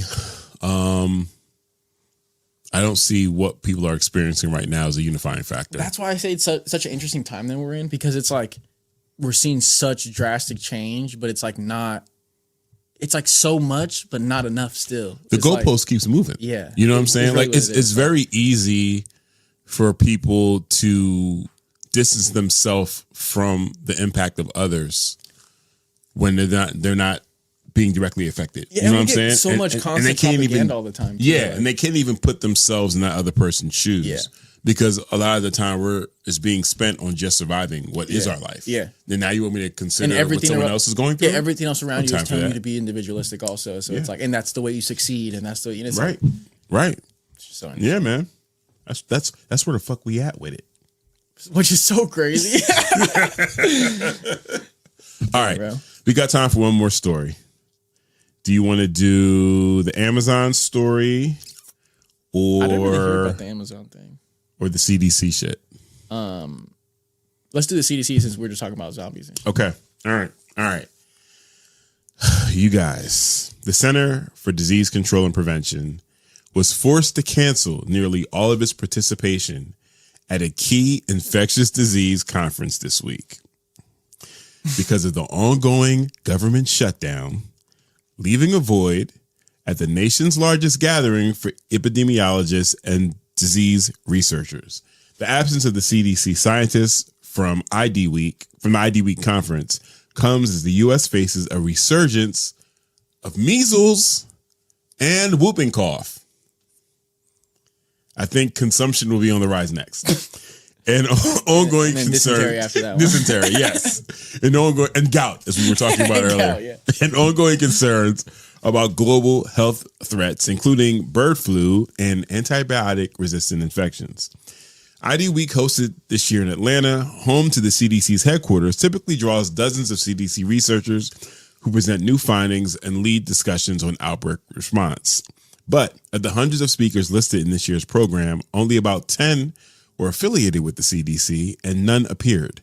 Federal employees are barred from attending conferences during the shutdown unless the participation is funded by outside sources, as they are currently unpaid. As things started to evolve, they said they no longer would be able to attend, said Dr. Doi, a University of Pittsburgh's researcher who helped organize the event. The CDC's absence is particularly striking as the U.S. grapples with multiple public health challenges. Health Secretary Robert F. Kennedy Jr. is a longtime vaccine skeptic appointed by Trump to oversee the nation's health agencies. He said he wants the CDC to focus narrowly on infectious diseases. Meanwhile, the agency has lost roughly a quarter of its workforce in recent years through layoffs, buyouts, and resignations, and faces further cuts that a federal judge has temporarily halted. It's the most painful irony of all, said Dr. Michael Osterholm, a University of Minnesota infectious disease expert who spoke at the conference.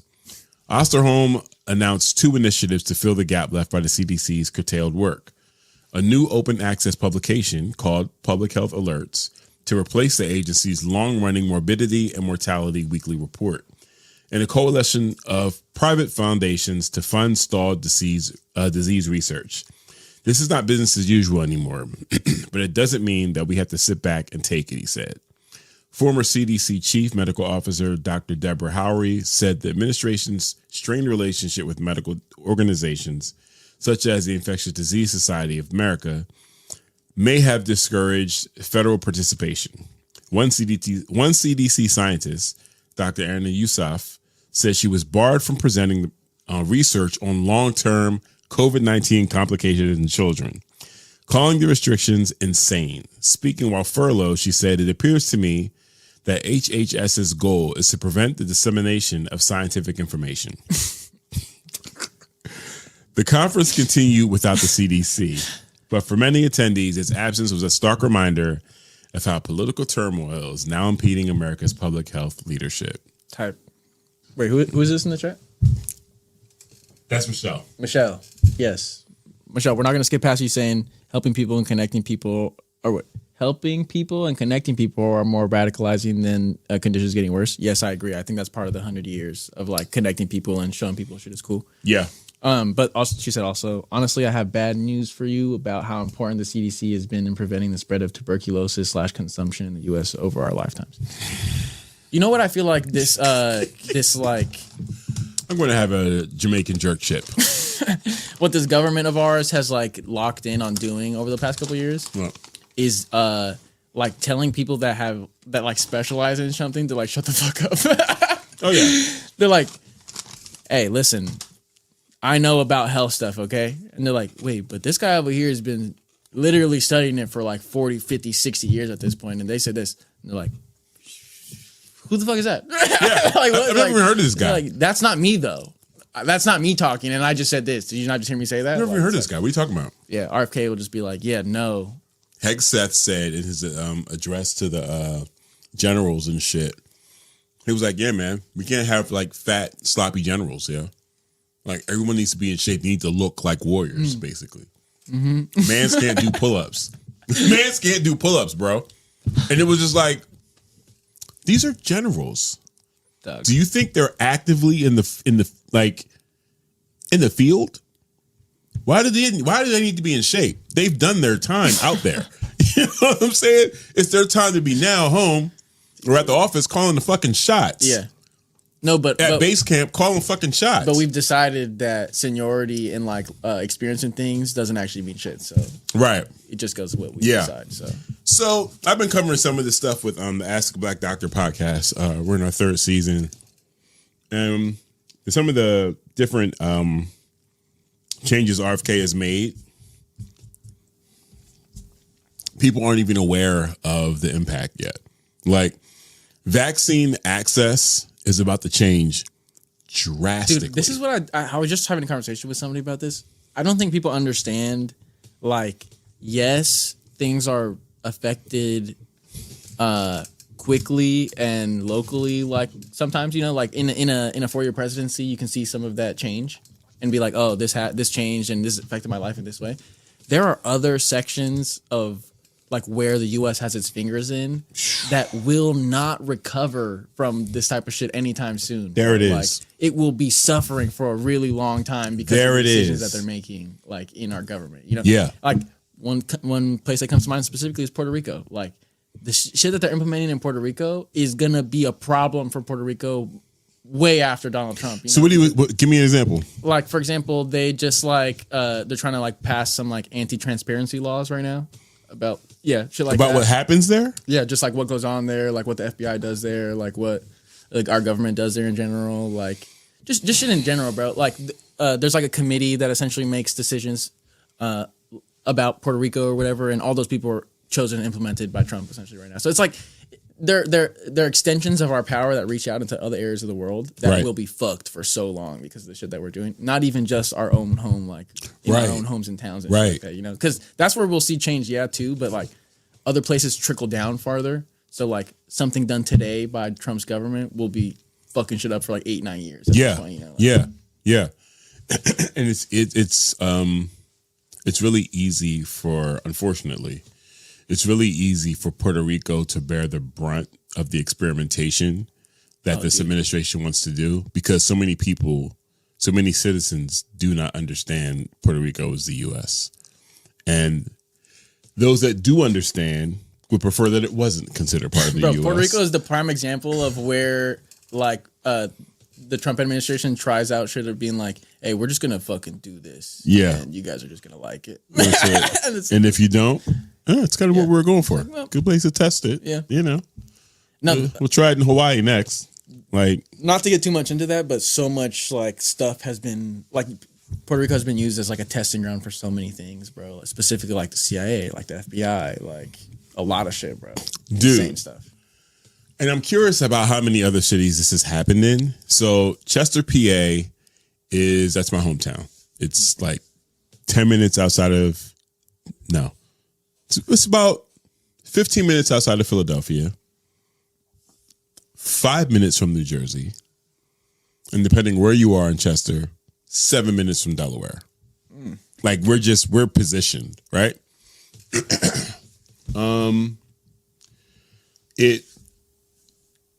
Kamal Bell did during his show that he had on HBO where he was going to different states talking about different things that were happening.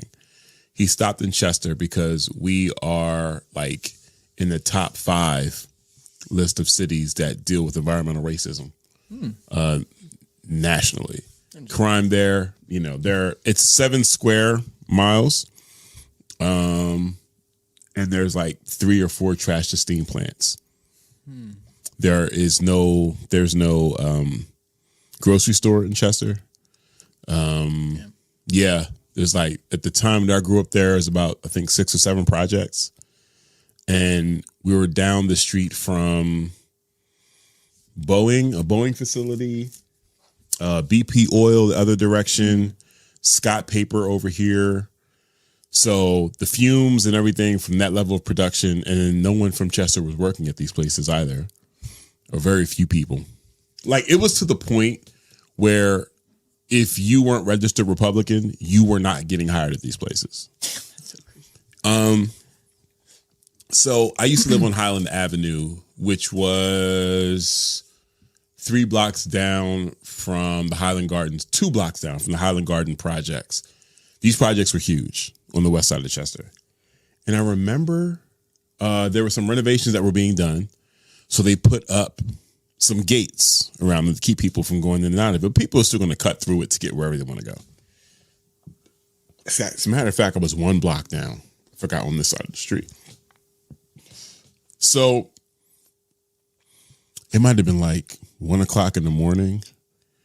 We are hearing what sounds like, and I have no other way to describe it because I'd never heard it before, but it sounded like tank artillery. It sounded like small explosions. What the fuck? I'm in my house. The entire house is shaking from the shit that's happening a block away. I've been around shootouts. Yeah. There are no guns that we have access to. That's like a car blowing up type shit. Yeah, exactly. And this shit went on for like half an hour. And then we started seeing like troops leaving, helicopters and shit. And we were like, what was going on? This was between 2000 and 2004. It was that early in that time period. Mm-hmm. They were running drills.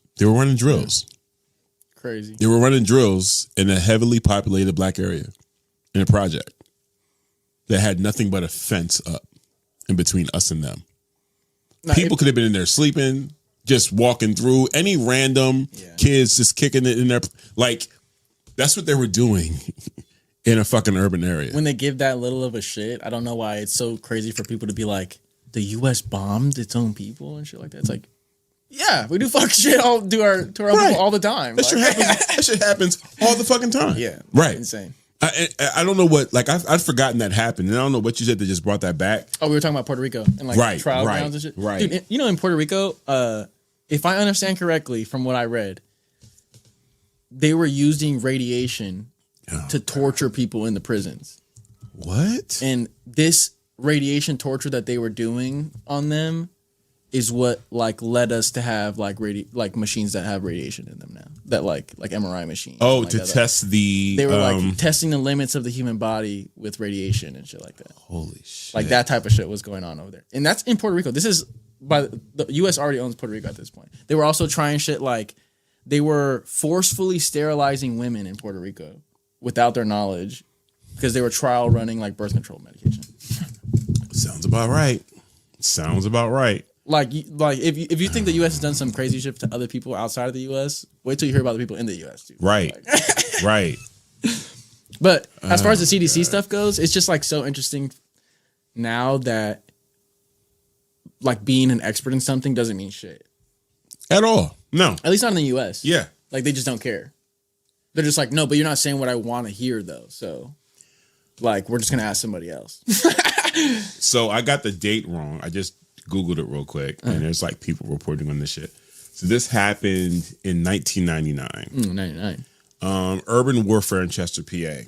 Someone said, I heard of the explosive demolition of vacant public housing, and I've seen military exercises in urban warfare. But what happened in Chester, Pennsylvania this week came as a surprise to me, and more important, it shocked local residents and officials. The Philadelphia Inquirer, May 18, 1999, reports 100 Army Special Operations troops descended on 2 vacant public housing complexes in 3 training exercises that terrified nearby residents and surprised even the housing director. So insane.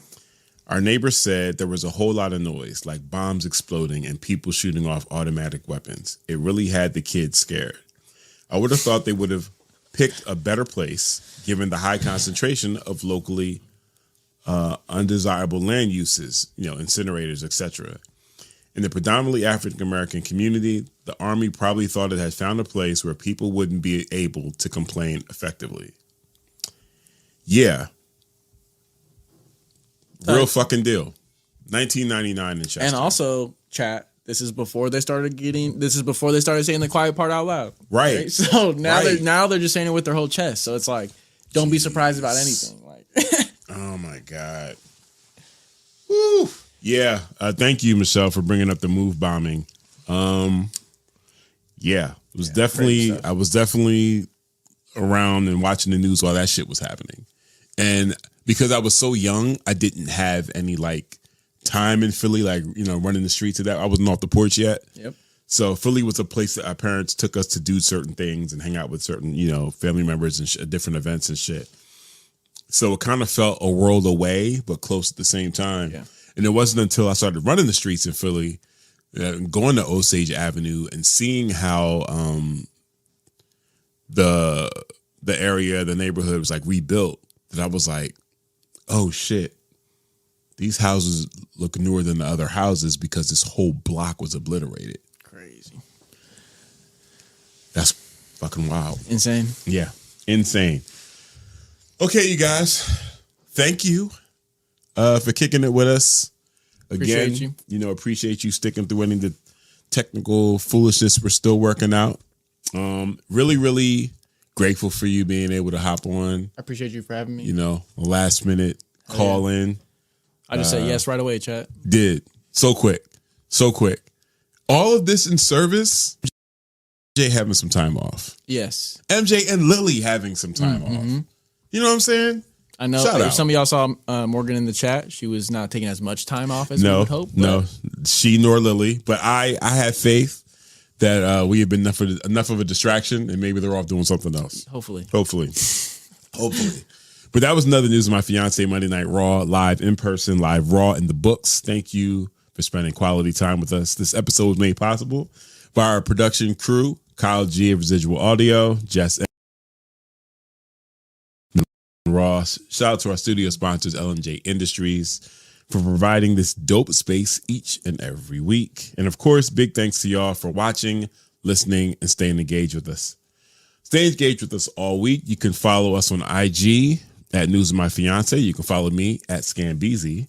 And where can they follow Carlos? Oh, you can follow me on Instagram. My Instagram is Carlos Andres Cortez _ It's right here. Yeah. It's over there. I post pretty frequently, and I've been working on some bigger photo projects that I would like to get a lot of attention towards. So, yeah, check me out. Fantastic. I got to start. I'm in the process of redoing my website. So I'm going to be putting up some of the photos from the RZA event that you took. I feel like those photos are so slept on. They're fire. They're so fire. Check out our merch over at newsmyfiance.com/merch. Shout out to Lily. Lily has been working on some new designs. W Lily. God, these designs are fire. So you treat yourself to one everything, and an extra enthusiastic thank you to the fiancés putting their money where their mouth is all over Patreon. We sincerely appreciate y'all's support. I'm going to be spending the next couple of weeks. It's going to take me a while to catch up on the video content. Starting to get that stuff up. We have interviews lined up. We also have interviews that we've conducted. So we're going to put some of that stuff up. And we're going to be building out some more content from more of the volunteers that are involved. Some of the people working in the background helping us make things work. You're going to start seeing a little bit more diverse content and some extra content too. So shout out to everybody that's been involved with that, and shout out to everyone that is on the Patreon, whether you're free or a paid member. But first things first, KCC's, Share Bear, Ella, Jay, Katie, Kyle, Michelle, Olivia, and Rossum. Thank you so very much. Every dollar does count. Makes it a little bit easier for us every single week.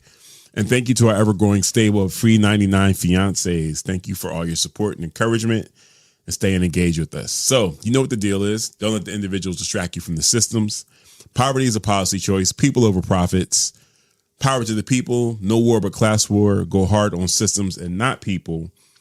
And we will see you next week. Nope. This Thursday. We'll see you this Thursday. I'll be on X-Ray this Thursday, 7:30 a.m. to 9:06 right before Tom Hartman. Really hope to see you guys in the chat, in the text thread. Or I'm going to be solo dolo. In this big street to the big O. Okay. All right. I'll see y'all out there. You in this big O. You in this big O. That's catching on. We're going to see you in the big O. Yeah. And yeah, definitely, on Twitch. Make sure you're following on Instagram. I will put my Twitch up there. So yeah, do some gaming, do some DJing, definitely do some cooking. I gotta practice that. Thank you, AJ. Yep. I'm seeing 7 of y'all in the chat right now. I know at least 2 of y'all are following me, so I expect 5 followers. Bet.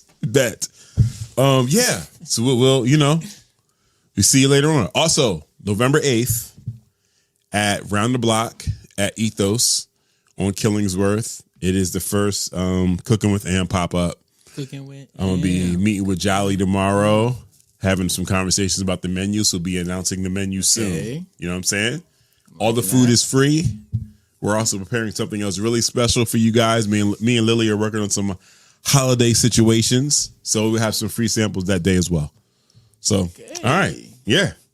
We'll catch you on Thursday. Thanks for tuning in. And you can catch this show streaming live on YouTube every Monday night from 6:30 p.m. to 8:30 p.m. And our podcast episodes are available everywhere you listen to podcasts except Spotify.